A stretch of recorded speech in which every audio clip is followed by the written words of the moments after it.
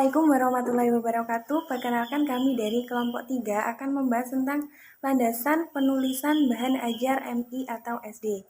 Nah, sebelum kita ke materi, perkenalkan terlebih dahulu saya Karisma Putri Aprilia NIM 12205193080. Nah, sebelum kita ke sebab yang pertama yaitu ciri dan karakter bahan ajar yang baik, kita ulas terlebih dahulu pengertian bahan ajar. Nah, apa sih sebenarnya pengertian bahan ajar? Nah, menurut Noviarni, bahan ajar adalah segala sesuatu yang bisa digunakan untuk membantu guru dalam melaksanakan kegiatan belajar dan pembelajaran. Bahan ajar bukan hanya pegangan guru atau pegangan siswa menurut kurikulum 13, tetapi bahan atau sumber belajar yang dapat digunakan dalam proses pembelajaran dengan tujuan membantu siswa untuk memahami materi pembelajaran tersebut. Nah, apa saja bahan ajar yang ideal? Pada umumnya itu memiliki ciri dan karakteristik sebagai berikut. Yang pertama itu materi bahan ajar memadai. Artinya lengkap dan disajikan secara sistematis menurut urutan tertentu. Nah, yang kedua yaitu penulisan bahan ajar harus sesuai kurikulum yang meliputi tujuan yang ingin dicapai, metode, dan butir penilaiannya. Yang nomor 3 yaitu penulisan bahan ajar harus terorganisir agar tidak terjadi tumpang tindih materi pada materi pelajaran yang lainnya. Dan yang nomor 4, bahan ajar disusun menggunakan bahasa yang baku sesuai dengan kaidah penulisan ilmiah. Dan yang nomor 5 itu bentuk format fisik harus sesuai dengan ukuran atau harus memperhatikan ukuran, baik itu desain sampul, isi, bentuk, dan ukuran hurufnya. Dan yang nomor 6 itu harus sesuai dengan kognitif siswa. Dan nomor 7, bahan ajar itu harus bisa membangun motivasi siswa untuk bisa belajar secara mandiri. Dan yang nomor 8 atau terakhir yaitu substansi atau materi bahan ajar perlu memperhatikan norma, etika, dan tatanan moral yang berlaku di kehidupan bermasyarakat. Assalamualaikum warahmatullahi wabarakatuh. Saya Yulia Karisma Nisaul Wahidah NIM 12205193152 akan menjelaskan mengenai landasan penyusunan buku ajar. Landasan penyusunan buku ajar itu ada dua. Yang pertama yaitu landasan keilmuan. Landasan ini merupakan hal utama yang diajukan adalah mata kuliah yang berada di ranah apa. Maksudnya dalam menyusun buku ajar itu kita harus mempunyai ranah keilmuan seperti misalnya mata kuliah kemahiran berbahasa Indonesia berada dalam ranah keilmuan bahasa Indonesia. Mengetahui dengan baik titik tolak keilmuan sebuah buku ajar itu sangat membantu penulis dalam merancang secara efektif, efisien, dan terprogram. Penulisan buku ajar pada dasarnya tidak jauh berbeda dengan menulis karya ilmiah. Nah, di dalam landasan keilmuan ini ada beberapa prinsip. Yang pertama yaitu prinsip akar rumput. Prinsip ini dinilai dari disiplin keilmuan. Yang kedua ada prinsip kejelasan tujuan atau kebermaknaan. Penentuan tujuan penulisan atau perancangan buku ajar itu berdasarkan keunggulan kompetensi yang hendak diraih. Yang ketiga ada prinsip ketaat asasan keilmuan, yaitu mencetak buku ajar mengikuti patokan keilmuan yang berpilar pada ontologis, epistemologis, dan aksiologis. Dengan tujuan untuk menjawab pertanyaan semisal apa yang hendak dibahas dalam buku, mengapa penting membahas dalam buku, bagaimana membahas dan menyajikan buku secara baik, serta untuk siapa pembahasan itu ditujukan.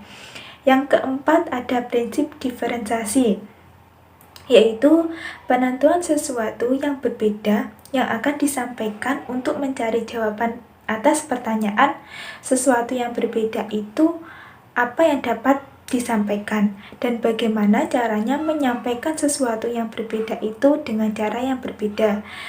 Yang kelima, ada prinsip keotentikan. Prinsip ini untuk menentukan model atau metode perancangan buku ajar. Yang keenam, ada prinsip standarisasi, yaitu prinsip ini mengikuti standar aturan penulisan yang sudah ditetapkan.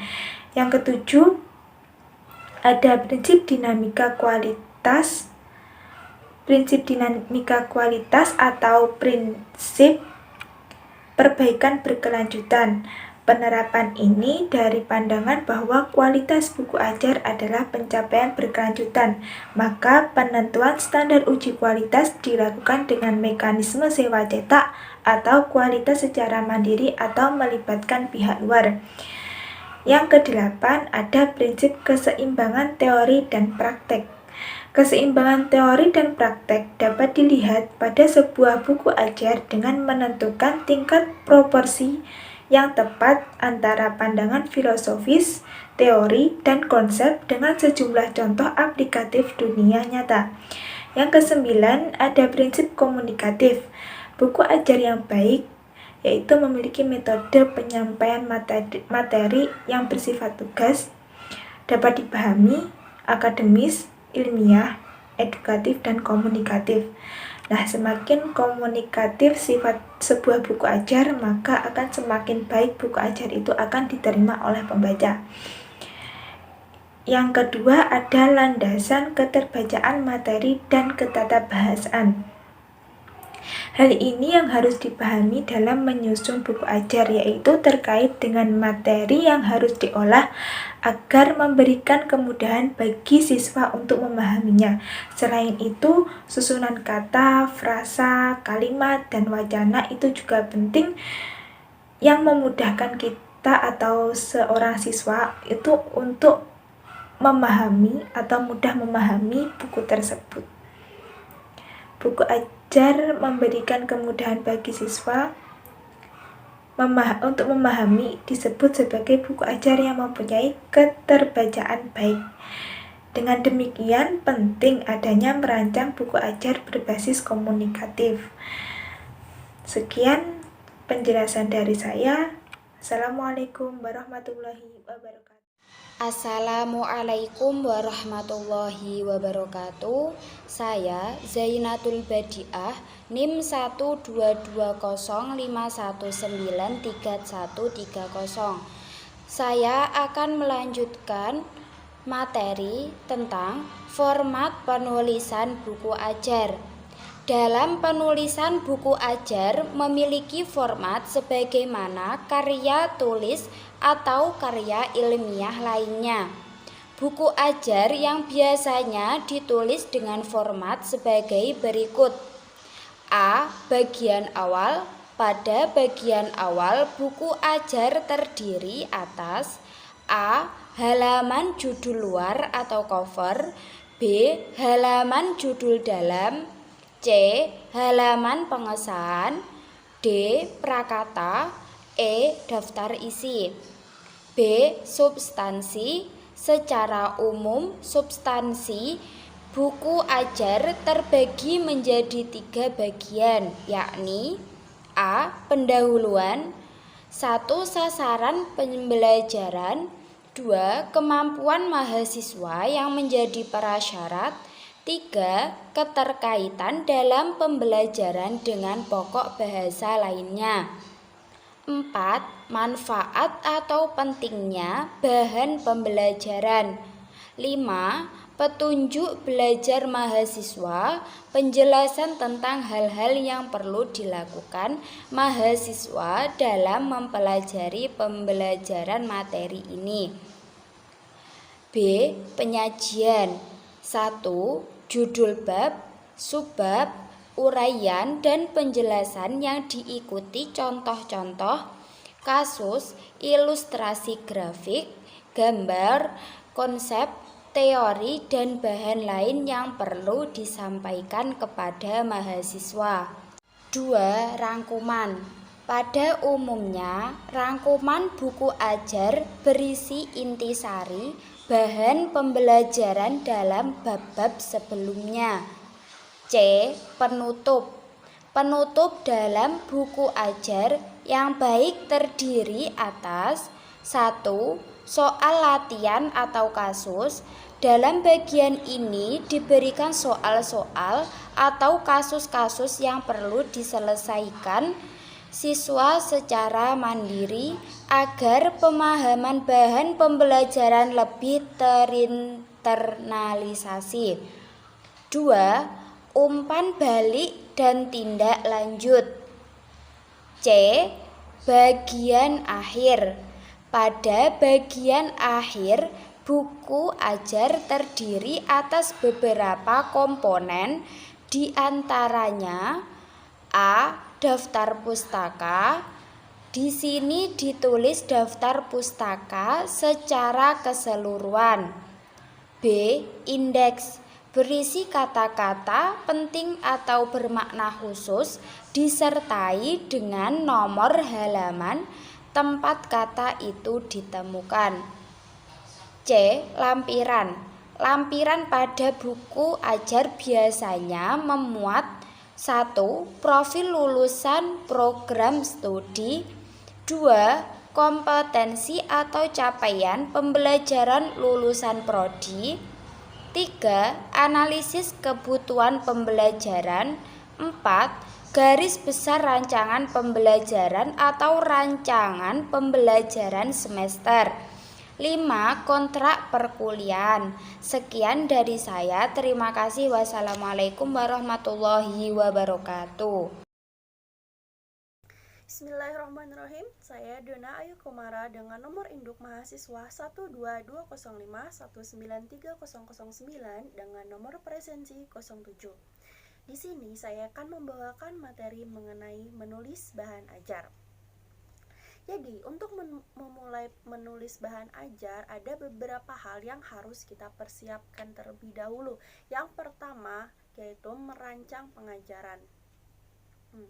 Sebelum menulis buku ajar, hal pertama yang kita harus miliki yaitu rencana pembelajaran semester atau RPS, dengan memperhatikan capaian pembelajaran mata kuliah, serta mempelajari keadaan mahasiswa untuk menerima mata kuliah tersebut, yaitu pengetahuan, keterampilan, dan sikap dari mahasiswa tersebut. Selanjutnya, menyusun topik. Nah, untuk menentukan cara pengajaran, membuat tugas untuk kegiatan belajar mengajar, media pengajaran, alat evaluasi pengajaran, dan alat bantu juga termasuk di dalam perancangan pengajaran itu. Nah, akan lebih baik lagi bila dilengkapi dengan rubrik untuk mengevaluasi hasil belajar. Selanjutnya, yang harus kita lakukan ialah menentukan metode pengajaran. Jadi, terdapat 4 metode pengajaran yang diterapkan. Yang pertama, dengan metode pelajaran perkuliahan online atau daring, ataupun juga secara langsung melalui tatap muka, yang berorientasi dan berfokus pada kurikulum. Yang kedua, yaitu diskusi. Nah, kegiatan diskusi ini harus tetap diarahkan dan diawasi agar diskusi tetap berfokus pada topik atau pokok bahasan dan tidak melebar terlalu luas. Yang ketiga, yaitu tugas. Nah, pemberian tugas yang kita berikan itu harus proporsional dan disesuaikan dengan target pembelajaran agar mahasiswa lebih memahami teori atau bahan ajar yang telah diperolehnya. Yang keempat atau yang terakhir yaitu kerja kelompok. Dalam pengerjaan tugas dalam kelompok harus ada kejelasan dan hasilnya harus dicapai kelompok tersebut. Nah, kerja kelompok ini sendiri dapat meningkatkan rasa sosialisme dan juga rasa bekerja sama antar mahasiswa dengan mahasiswa lainnya. Jadi mereka belajar mengemban tugas atau bertanggung jawab atas tugasnya dan diselesaikan secara bersama-sama. Selanjutnya, mempelajari ketatabahasaan. Nah, Bahan ajar dalam buku ajar harus disajikan dalam bentuk bahasa tertulis sehingga komunikasi antara dosen sebagai pengampu dengan mahasiswanya sebagai pembaca hanya berlangsung satu arah. Nah, dengan demikian keterbacaan materi dalam ketabahasaan memegang peranan yang sangat penting. Selanjutnya, yang harus dilakukan ialah merancang rupa atau editing. Nah, kegiatan merancang rupa atau editing merupakan kegiatan menerjemahkan suatu naskah ke dalam rupa buku untuk membantu agar tulisan menjadi lebih jelas. Nah, perancangan ini meliputi yang pertama pemilihan huruf. Jadi pemilihan hurufnya itu harus sesuai, maksudnya dengan kata-kata yang menarik. Nah, selanjutnya penataan pasal demi pasal, menebalkan dan memiringkan huruf atau kalimat itu juga harus disesuaikan. Terus rancangan rupa ini biasanya merupakan pekerjaan yang dilakukan oleh penerbit gitu. Nah, jadi apa sih manfaat dari kita menulis bahan ajar ini? Nah, yang pertama kita dapat menambah pengalaman menulis.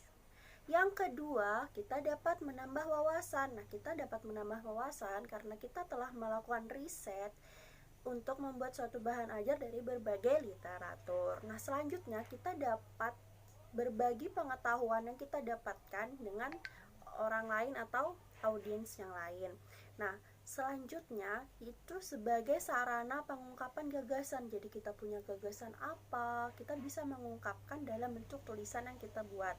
Nah, selanjutnya bisa juga sebagai sarana berwirausaha. Kenapa sarana berwirausaha? Jadi sarana berwirausaha itu saat kita telah selesai menulis buku bahan ajar, kita bisa mengirimkannya penerbit. Nah, dari penerbit itu tentunya kita mendapat FII atau pembayaran dari penerbit tersebut itu kan. Nah, Sekian penjelasan yang dapat saya sampaikan. Terima kasih. Jadi saya di sini akan langsung meneruskan dari materi yang sebelumnya. Jadi untuk materi yang saat ini itu yaitu terkait aspek penulisan buku ajar. Ya, aspek penulisan buku ajar.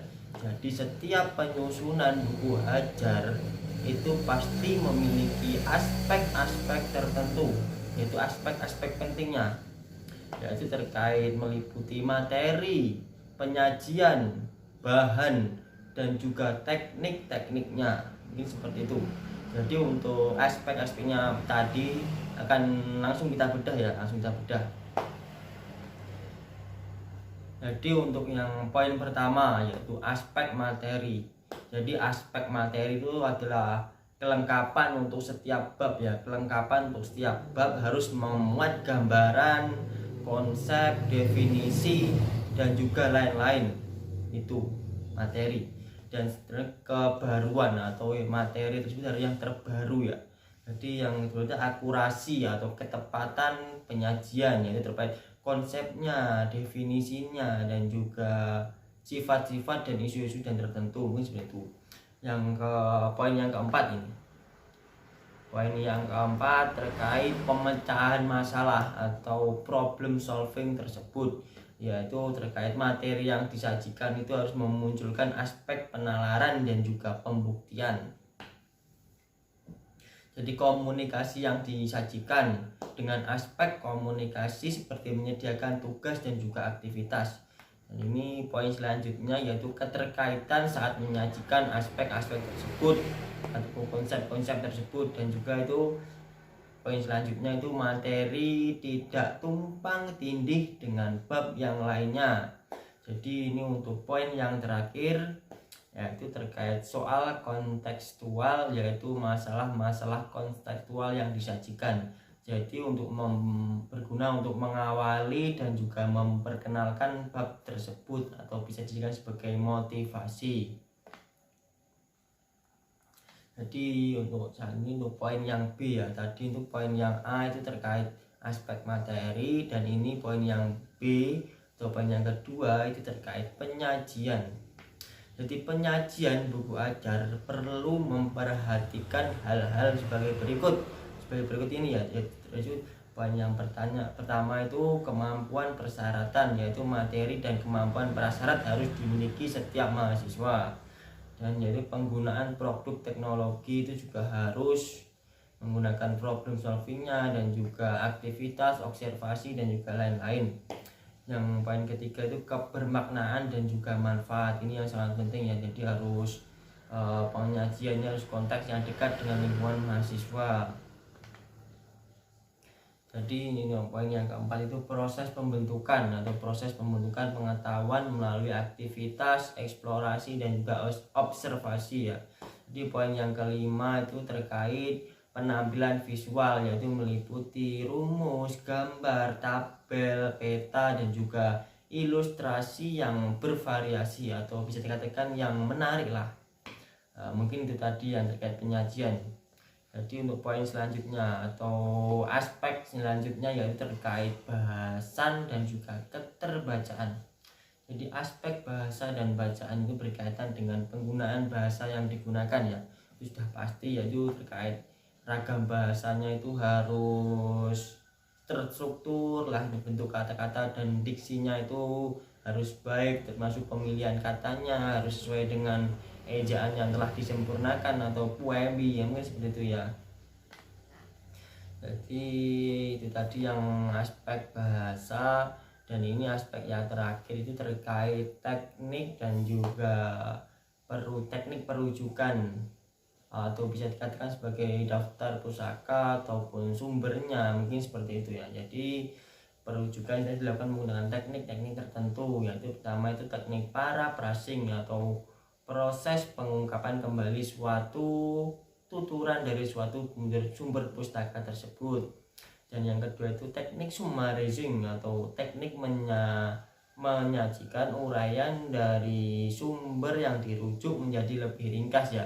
Pada intinya meringkas dan juga intinya ringkas tapi padat, jelas, mungkin deskripsi yang ditulis itu sangat jelas. Jadi untuk yang teknik bahasa terakhir itu wording adalah mengutip pernyataan sesuai dengan kata asli dari sumber yang dirujuk. Jadi bila terdapat kesalahan pada konsep di dalam pernyataan tersebut, maka penulis memberi tanda SIC atau yang artinya penulis mengetahui kesalahan tersebut. Jadi mungkin cukup itu materi yang terkait aspek penulisan wajar itu. Sekian dan terima kasih. Assalamualaikum warahmatullahi wabarakatuh. Perkenalkan, nama saya Avela Agustina Suryani Tias dari PGMI 4A dengan nomor induk siswa 12205193249. Di sini saya akan menjelaskan struktur buku ajar. Buku ajar harus tersusun secara tekstur, runtut dan rapi sesuai dengan silabus yang ada. Contoh daftar isi sesuatu buku ajar dapat dilihat sebagai berikut: sampul depan, halaman pengesahan, daftar isi, kata pengantar, prakata, swacana. Bab 1, judul bab. A. Pendahuluan. B. Penyajian materi. 1. Judul subbab. 2. Judul subbab. 3. Judul subbab. C. Rangkuman. D. Soal latihan, tugas, eksperimen, studi kasus. E. Rujukan. F. Bacaan yang dianjurkan. Bab 2, judul bab. Bab 3, judul bab, daftar pustaka, indeks, lampiran, blurb. Penjelasan. A. Sampul cover depan. Halaman sampul depan dibuat sama pada halaman pertama, berisi judul utama, subbab judul, anak judul, nama penulis tanpa gelar, nama penerbit. B. Halaman pengesahan, memuat identitas buku ajar seperti pengarang dan pihak-pihak berwenang yang memberikan pengesahan atau melegalisasi buku ajar. C. Halaman hak cipta, memuat kutipan undang-undang dan hak cipta. D. Halaman kata pengantar, memperkenalkan penulisan buku dan reputasi. Selain itu, memberikan komentar pada isi buku, mengarahkan pembaca untuk memahami secara baik. E. Daftar isi, ditulis secara rapi sesuai dengan teknis penulisan dengan komputer. F. Daftar tabel, daftar gambar, daftar lampiran dapat ditambahkan jika terdapat lebih dari 3 gambar, tabel, lampiran di dalam buku ajar. G. Halaman prakata, berisi penjelasan penulisan kepada pembaca agar pembaca lebih mudah memahami isi buku dan memanfaatkan buku. H. H. Swacana, berisi ucapan terima kasih kepada pihak lain yang berkontribusi dalam penulisan buku ajar. I. Glosarium, glosarium berisi kumpulan definisi penjelasan, terjemahan pendek dari kata atau frasa yang tidak akrab bagi pembaca. J. Bab 1 judul bab. Bab ditulis menggunakan huruf kapital dengan ukuran 14 poin dan judul bab disesuaikan dengan rencana pembelajaran semester. K. Pendahuluan. Pada bagian pendahuluan, beberapa hal yang perlu dituangkan seperti entry behavior, keterkaitan materi dalam materi lain. I. Penyajian materi. Hal-hal penting yang perlu disajikan pada bagian ini yaitu uraian materi berupa fakta, konsep, prinsip, dan prosedur, relevansi dengan capsain pembelajaran, penyajian yang logis, sistematis, dan komunikatif, gaya bahasa yang menarik, dan dilengkapi ilustrasi. M. Rangkuman, berisi rangkuman atau resum tentang materi yang disajikan yang ditulis secara ringkas dan sistematis. N. Soal latihan, tugas, eksperimen, studi kasus. Pada bagian ini, penulis dapat memberikan latihan misalnya pemilihan penggunaan rumus, tugas atau eksperimen. O. Rujukan berisi sumber pustaka yang digunakan sebagai rujukan atau referensi dalam pembelajaran materi pada bab tersebut. P. Bacaan yang dianjurkan. Penulisan sumber bacaan yang dianjurkan adalah buku sumber yang memiliki kaitan dengan materi yang disajikan pada bab tersebut. I. Daftar pustaka diletakkan di bagian akhir buku ajar. Daftar pustaka berisi referensi yang dirujuk dalam isi buku. R. Indeks berisi padanan untuk kata-kata dalam bahasa asing yang tersulit diterjemahkan atau istilah-istilah yang dianggap paling terdapat dalam buku yang tersusun menurut abjad yang memberikan informasi mengenai halaman tempat kata itu ditemukan. S. Lampiran. Lampiran berisi berbagai tabel atau daftar lainnya yang jika dimasukkan ke dalam isi buku ajar menjadi terlalu banyak. Blurb deskripsi profesional yang ditulis dengan bagian sampul belakang buku. Blurb berisi isi utama buku yang harus ditulis dengan menarik agar menimbulkan rasa keinginan membaca.